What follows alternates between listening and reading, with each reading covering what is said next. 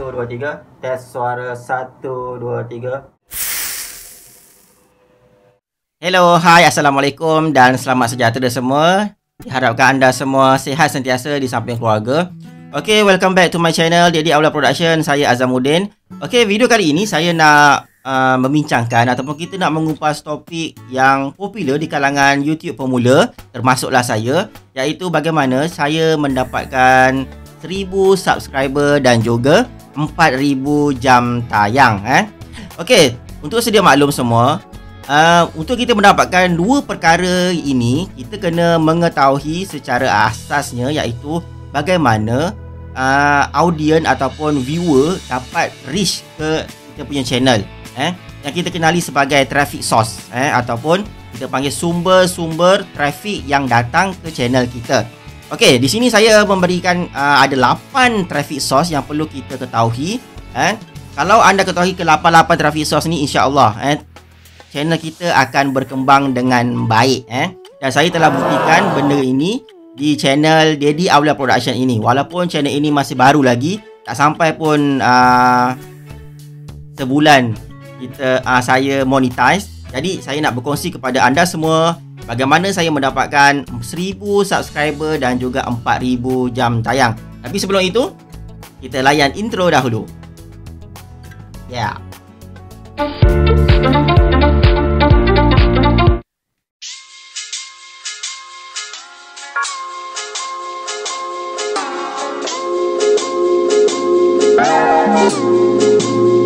Adalah external source, iaitu external tu bahasa Inggeris, yang maksudnya di luar sumber YouTube. Contohnya, setelah kita menyelesaikan video kita dah upload ke YouTube, kita share link kita punya YouTube tu ataupun video kita di luar media sosial, ataupun media sosial, okey.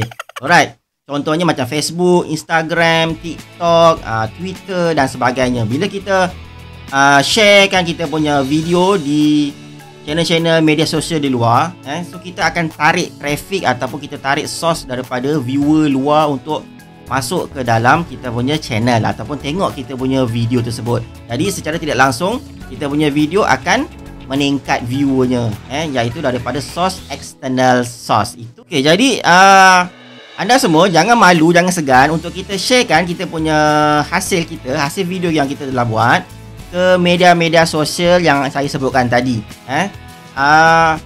Dan juga antara yang paling strategi yang paling ampuh yang senang kita tarik kita punya viewer daripada external source adalah kita share di group page, bukan di Facebook, di group page Facebook yang mana sama dengan niche kita punya konten. Contohnya, kalau kita tengok dekat Malaysia, saya ambil dalam konteks Malaysia, anda semua boleh pergi ke Malaysian YouTuber, Malaysian share YouTuber, boleh tengok kat situ. Ada banyak lagi, ada grup-grup di sana.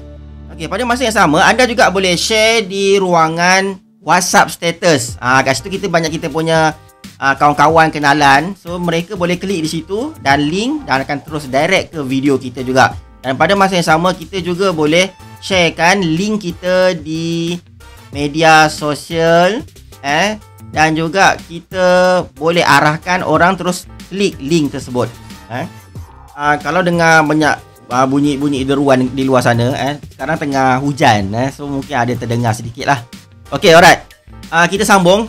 Source yang kedua yang perlu anda ketahui, yang perlu korang tahu, iaitu bagaimana YouTube search, iaitu YouTube search yang mana orang membuat carian berkenaan tentang video yang telah kita hasilkan. Anda memerlukan satu strategi yang baik, iaitu kita menggunakan teknik SEO, Search Engines Optimization, yang mana video kita ini memang betul-betul orang ataupun audien memang mencari apakah solusi ataupun konten yang telah kita sediakan. Itu nanti kita akan bincang di video yang akan datang lah. Jadi kita kena mahir juga menggunakan SEO, iaitu kita menggunakan antaranya kita boleh menggunakan aplikasi TubeBuddy. Okay, alright. So kita kena tahu source yang kedua ni adalah daripada YouTube search, yang mana orang membuat carian ataupun orang membuat carian berkenaan tentang topik yang telah kita hasilkan. Okay, yang ketiga adalah traffic source yang perlu kita tahu adalah suggested video. Suggested video. Ini penting. Suggested video ni adalah rekomendasi video yang YouTube buat di laman-laman YouTube. Contohnya, video kita akan diletakkan di bahagian paparan depan homepage ataupun di sebelah kanan video. Biasanya kalau kita tengok kan, anda semua tengok bila kita tengok YouTube, biasanya akan ada video the next. Next maksudnya video itu telah direkomendasikan oleh YouTube untuk viewer kita tengok di ruangan-ruangan hadapan YouTube mereka, di hadapan ataupun di sebelah kanan. Okey, alright. Kita teruskan ke source yang seterusnya, browse feature. Browse feature yang keempat. Okey, browse feature ni adalah macam mana video kita ini YouTube meletakkan di homepage orang lain.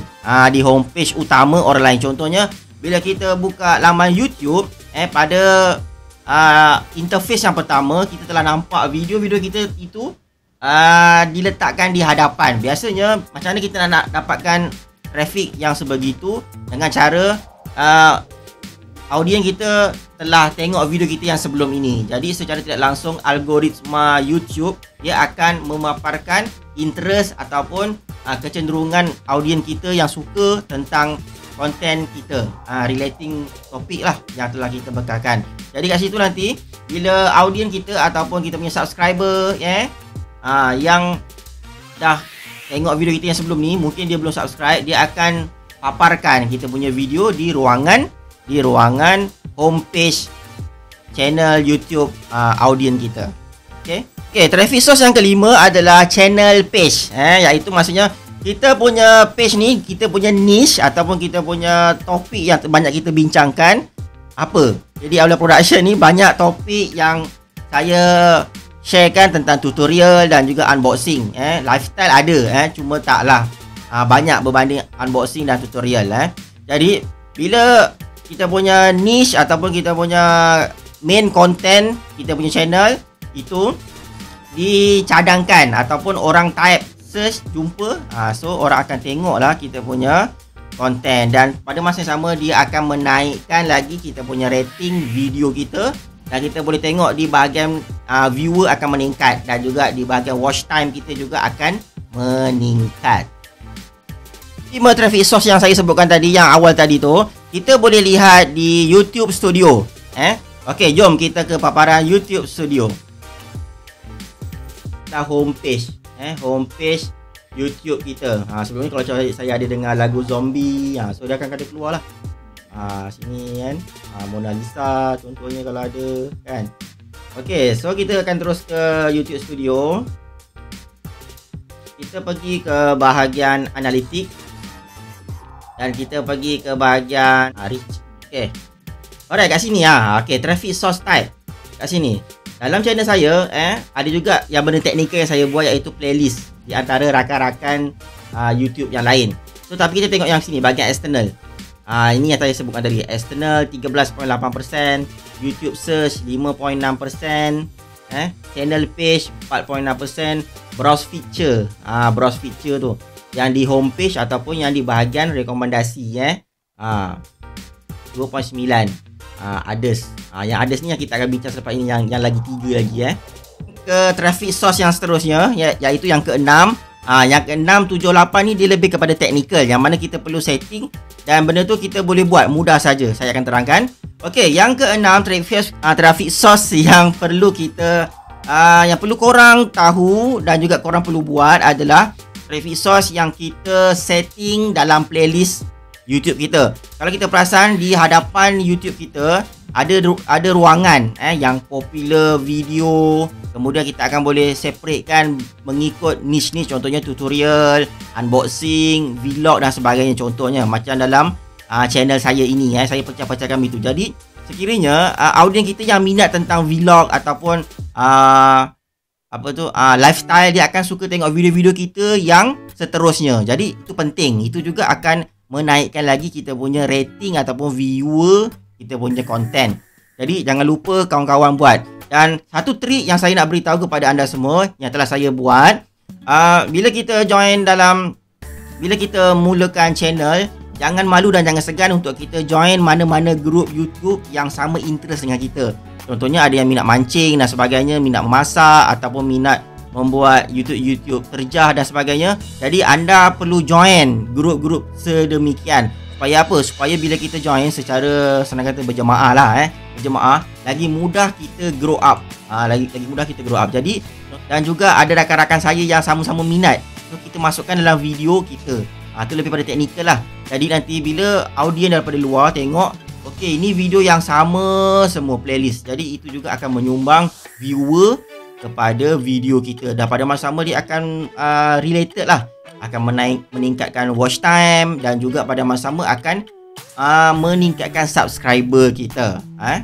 Traffic source yang seterusnya yang sangat penting yang dia lebih kepada teknikal. Okay, kalau anda perasan, dalam kita menekan butang subscribe, di situ di sebelah kanan tu ada butang loceng.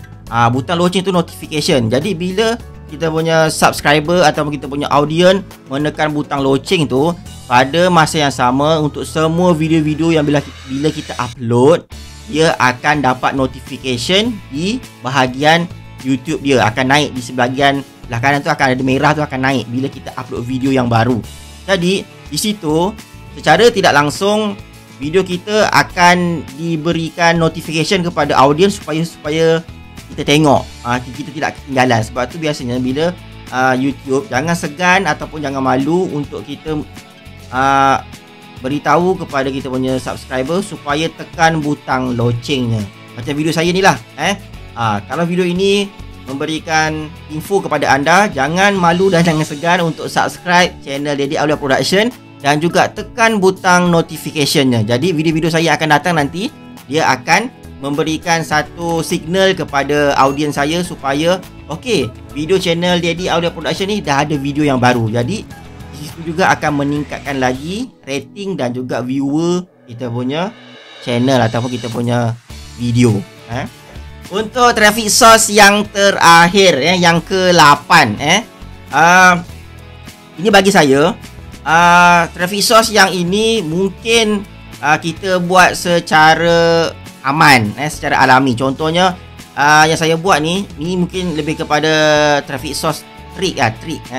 Saya pergi ke channel-channel yang besar, contohnya channel-channel yang mempunyai 1 juta subscriber, 5 juta, 10 juta. Tak kisahlah di Malaysia ataupun di luar negara. So di situ bila saya tengok konten yang berkenaan tentang ni, saya akan komen di bahagian bawah channel tersebut, video tu lah. So saya akan komen yang baik-baik. Jadi pada masa sama kita support kawan kita secara betul lah. Kita tengok semua full video dia dan kita komen secara jujur. Dan pada masa sama saya nak bagi tip kat sini, bila kita komen tu, kita letakkan emoji yang best. Contohnya emoji api ke, contoh emoji love ke. Dan pada masa sama kita mendoakan supaya admin channel tersebut diberikan kemudahan, panjang sikit, supaya apa? Supaya kat situ kita masukkan sedikit elemen emosi. Dan saya amalkan benda ni setiap hari. Setiap sebelum saya nak tidur, saya akan ambil masa lah, dalam masa setengah jam ke kan. So saya akan ambil 5 ke 10 channel-channel yang besar yang sama-sama ni saya kongsikan ataupun saya komen. Dan mungkin kita boleh komen dari segi videonya, audionya, gambarnya dan sebagainya. So pada masa sama benda itu akan memberikan impak yang positif kepada channel kita. Kita reply semua komen-komen video orang yang telah buat di video kita. Lepas tu juga kita akan beramah mesra dengan kita punya audiens. Yang mana yang bermanfaat kita akan ambil. Tak kisahlah komen itu adalah komen yang positif ke negatif ke, kita ambil sebagai panduan ataupun sebagai kita punya rujukan yang akan datang supaya kita punya konten yang akan datang lebih menarik dan juga lebih improve lah daripada yang sebelum ini. Okey, kalau bermanfaat untuk anda semua, jangan lupa anda tekan butang subscribe, like dan share video ini kepada kawan lain sebab kita nak pandai sama-sama. Assalamualaikum warahmatullahi wabarakatuh. Jangan lupa subscribe.